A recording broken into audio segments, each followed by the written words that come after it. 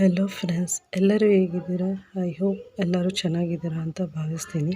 ಇವತ್ತಿನ ರೆಸಿಪಿ ಬಂದು ಸೀಮೆ ಬದನೆಕಾಯಿ ಗ್ರೇವಿ ಆ್ಯಂಡ್ ಸಾಫ್ಟಾದ ಪದರವಾದಂತಹ ಚಪಾತಿನ ಹೇಗೆ ಮಾಡೋದು ಅಂತ ತೋರಿಸ್ತೀನಿ, ಬನ್ನಿ.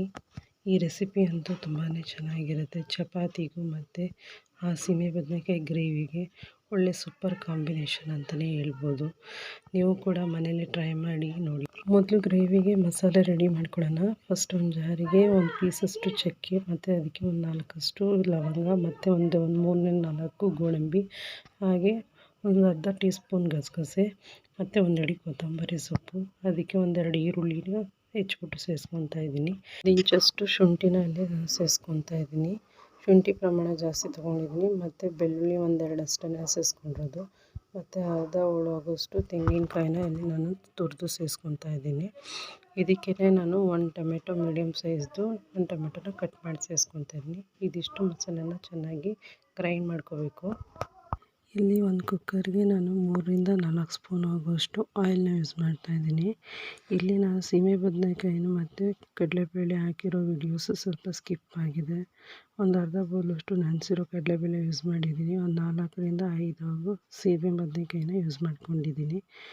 ಇದನ್ನು ನಾನು ಚೆನ್ನಾಗಿ ಫ್ರೈ ಮಾಡಿಕೊಂಡು ನಾವೇನು ರುಬ್ಬಿರ್ತೀವಿ ಆ ಮಸಾಲೆನ ಈ ಸೀಮೆ ಬದನೆಕಾಯಿಗೆ ಸೇರಿಸ್ಕೊತ ಅದನ್ನು ಕೂಡ ಚೆನ್ನಾಗಿ ಫ್ರೈ ಮಾಡ್ಕೊತೀನಿ. ಈ ಹಸಿ ವಾಸನೆ ಹೋಗೋ ತನಕನೂ ಈ ಮಸಾಲೆನ ನಾವು ಈ ಕಾಯಿ ಜೊತೆನೇ ಚೆನ್ನಾಗಿ ಫ್ರೈ ಮಾಡ್ಕೋಬೇಕು. ಚೆನ್ನಾಗಿ ಫ್ರೈ ಮಾಡಿಕೊಂಡ್ರೆ ಒಳ್ಳೆ ಚೆನ್ನಾಗಿ ನಮಗೆ ಗ್ರೇವಿ ಚೆನ್ನಾಗಾಗುತ್ತೆ. ಮತ್ತು ಇದ್ರ ಜೊತೆಗೇ ನಾನು ತೇಜು ಚಿಕನ್ ಮಸಾಲ ಕೂಡ ಒಂದು ಟೀ ಸ್ಪೂನ್ ಆಗುವಷ್ಟು ಸೇರಿಸ್ಕೊತಾ ಇದ್ದೀನಿ. ಇದಕ್ಕೆ ಕೂಡ ಮಟನ್ ಸಾಂಬಾರು ಪೌಡ್ರು 1-2 ಸ್ಪೂನಷ್ಟು ನಾನು ಯೂಸ್ ಮಾಡ್ಕೊಂಡಿದ್ದೀನಿ. ಮೊದಲೇ ಹಳೆ ವಿಡಿಯೋದಲ್ಲಿ ಹೇಳಿರೋ ಹಾಗೆ ಮಟನ್ ಸಾಂಬಾರು ಪೌಡ್ರ್ ಅಂದರೆ ಇಲ್ಲಿ ನಾನು ಒಣಮೆಣ್ಸಿನ್ಕಾಯಿ ಮತ್ತು ಧನಿಯಾ 2 ಸೇರಿಸಿ ಪೌಡ್ರ್ ಮಾಡಿಸ್ಕೊಂಡಿರೋ ಅಂಥ ಪೌಡ್ರನ್ನೇ ಕೂಡ ನಾನು ಯೂಸ್ ಮಾಡ್ಕೊಳ್ತಾ ಇದ್ದೀನಿ, ಬೇರೆ ಏನೂ ಅಲ್ಲ. ಇದನ್ನು ಹಾಕ್ಕೊಂಡು ಚೆನ್ನಾಗಿ ಒಂದು ಸರಿ ಮಿಕ್ಸ್ ಮಾಡ್ಕೊತೀನಿ. ಈಗ ನಾವೇನು ಜಾರ್ ತೊಳೆದಿಟ್ಕೊಂಡಿರ್ತೀವಿ ಅದನ್ನು ನಾನು ಸ್ವಲ್ಪ ನೀರು ಹಾಕ್ಕೊಂಡೆ ನೀಟಾಗಿ ಹಾಕ್ಕೋತಾ ಇದ್ದೀನಿ.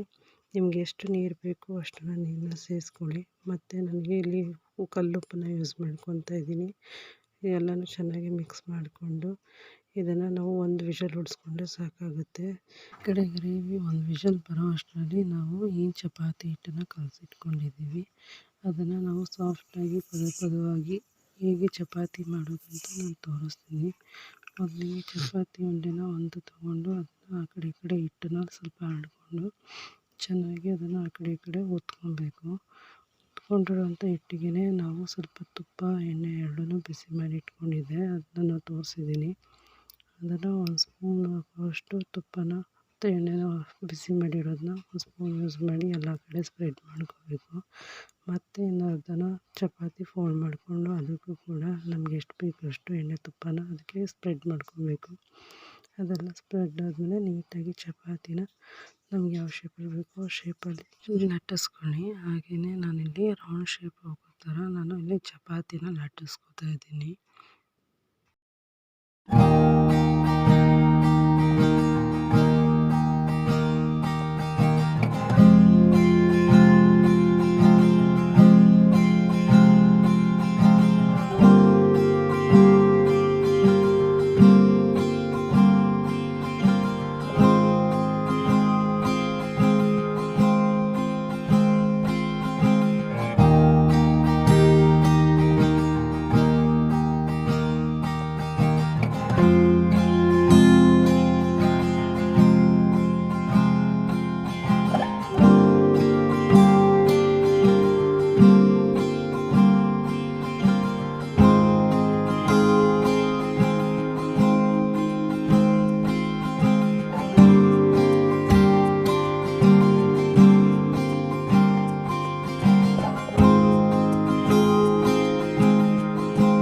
ಕಡೆ ಎಣ್ಣೆನ ಹಾಕ್ಕೊಂಡು ಚೆನ್ನಾಗಿ ಫ್ರೈ ಮಾಡಿಕೊಂಡ್ರೆ ಚಪಾತಿ ರೆಡಿ ಆಗುತ್ತೆ. ಹಾಗೆ ಈ ಕಡೆ ಒಂದು ವಿಷಲ್ ಹೊಡೆಸಿದ್ದೆ. ಇಲ್ಲಿ ಗ್ರೇವಿನೂ ಕೂಡ ರೆಡಿಯಾಗಿದೆ, ನೀವೇ ನೋಡ್ತಾ ಇರ್ಬೋದು ಎಷ್ಟು ಚೆನ್ನಾಗಿ ಒಳ್ಳೆ ಕಲರಲ್ಲಿ ಗ್ರೇವಿ ಎಷ್ಟು ಚೆನ್ನಾಗಿ ಹದವಾಗಿ ರೆಡಿಯಾಗಿದೆ ಅಂತ. ತುಂಬಾ ಟೇಸ್ಟ್ ಕೂಡ ಅಷ್ಟೇ ಚೆನ್ನಾಗಿತ್ತು. ಮತ್ತು ಚಪಾತಿ ನೋಡಿ ಈಗ ಬಿಡಿಸಿ ತೋರಿಸ್ತೀನಿ ಯಾವ ಥರ ಸಾಫ್ಟಾಗಿತ್ತು ಅಂತ. ನಿಮಗೆ ನೋಡಲಿಕ್ಕೆ ಎಷ್ಟು ಸಾಫ್ಟಾಗಿ ಕಾಣಿಸ್ತಿದೆಯೋ ಅದು ತಿನ್ನಲಿಕ್ಕೂ ಕೂಡ ಅಷ್ಟೇ ಸಾಫ್ಟಾಗಿತ್ತು.